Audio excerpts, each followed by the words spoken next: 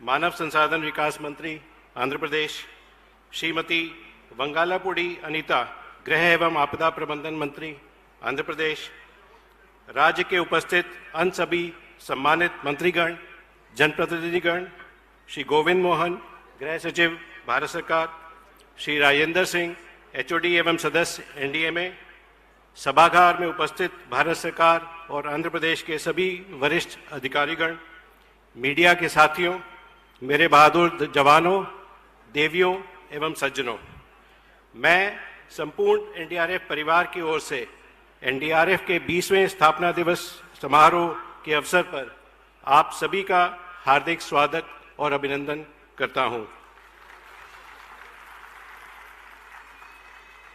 हम सभी माननीय श्री अमित शाह जी, केंद्रीय गृह एवं सहकारिता मंत्री के आभारी हैं कि वह अपने व्यस्तम कार्यक्रम से समय निकालकर आज इस अवसर पर हमारे बीच यहाँ उपस्थित हुए हैं।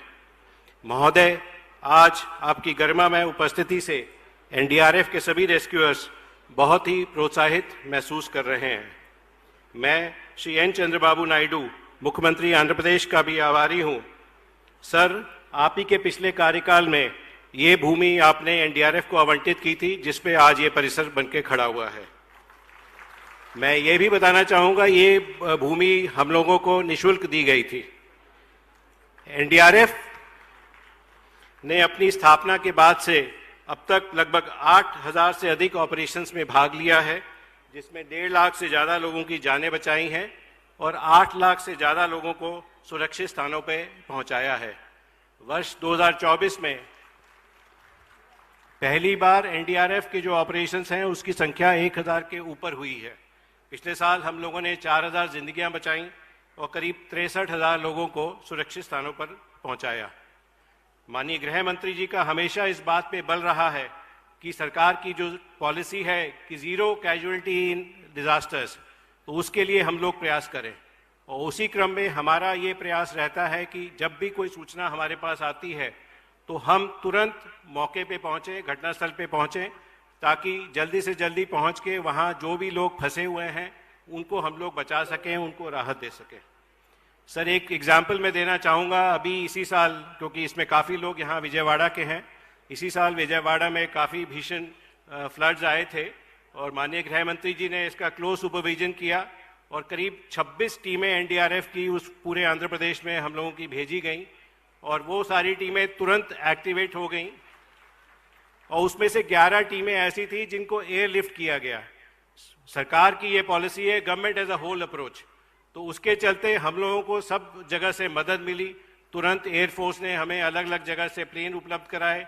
कुछ टीमें पुणे से आईं, कुछ लुधियाना से आईं, कुछ अगरतला से आईं, तो सारी टीमें यहाँ पहुँची।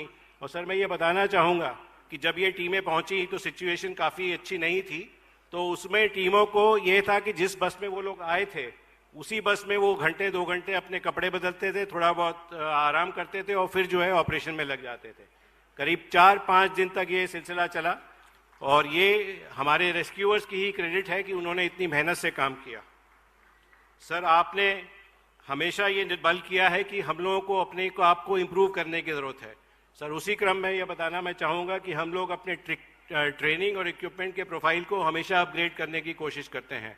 अभी जैसे कि प्रदर्शनी में आपने देखा कि कई इक्विपमेंट जो हम लोगों ने खरीदे हैं अलग अलग जगह से, जब हम लोग उसको इस्तेमाल करते हैं तो हम लोग रियलाइज़ करते हैं कि उसमें कुछ कमियां हैं।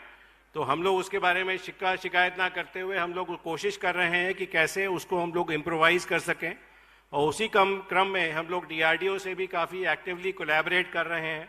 कुछ जो टेक्नोलॉजीज़ उन्होंने डेवलप की हैं, कुछ हम लोगों ने ली हैं, कुछ हम लोग लेने के रास्ते में हैं।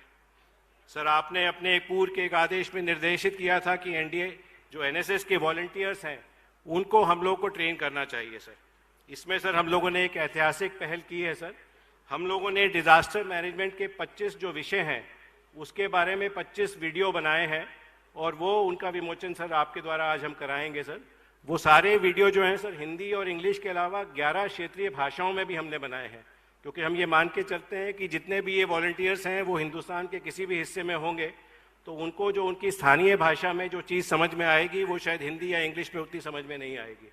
और इसमें एक और बात सर मैं बताना चाहूँगा कि ये सारे वीडियो जो हैं, जो क्षेत्रीय भाषाओं के वीडियो हैं, ये जो हमारे ऑफिसर्स और हमारे रेस्क्यूअर्स ने हैं, उन्होंने ही ट्रांसलेट किए हैं।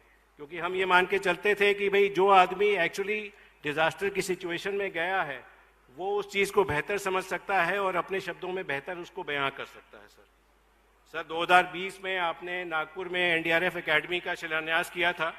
सर मैं ये बिल्कुल आपसे खबर शेयर करना चाहूँगा कि वो भी काफ़ी एडवांस स्टेज ऑफ कंस्ट्रक्शन पे है। शीघ्र ही इसी साल वो पूरी हो जाएगी और अभी वो पूरी नहीं हुई है, फिर भी कल से पहला बैच हम लोग वहाँ पे टेम्परेरी फैसिलिटी क्रिएट करा के कल से हम पहला बैच वहाँ शुरू कर रहे हैं। और जैसा आपने निर्देश दिया था, हमारा ये पूरी मंशा है कि ये एक सेंटर ऑफ एक्सीलेंस रहे, पूरे भारत के लिए नहीं पूरे विश्व के लिए एक अनुकरणीय कारण बने। सर 2024 में सर आपके मार्गदर्शन में सरकार ने एनडीआरएफ के रेस्क्यूअर्स को risk and hardship allowance sanction किया था।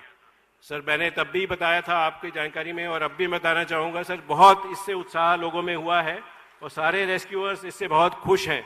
मैं जहाँ जहाँ भी जाता हूँ सबने सर इसकी बहुत